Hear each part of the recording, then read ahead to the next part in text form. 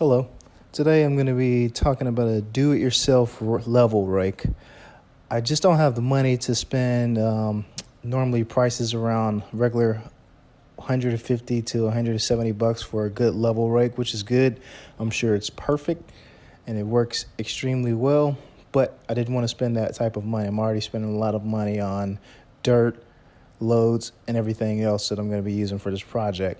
So I went out and got some PVC pipe and made my own and had an extra broomstick laying around.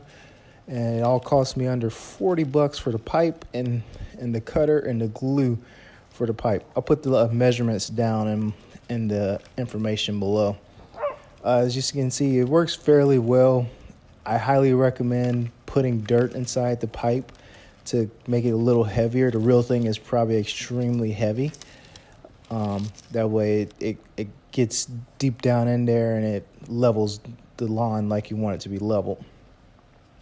Like I said, I do recommend putting sand in there before you glue it down just to give it a little bit more weight. However, this worked perfectly for me and the project that I was working on. I just wanted to get my lawn somewhat level, and it worked really well. I'm not a lawn professional by any means. I'm just somebody who wants to do things for a cheap price and make my lawn look good.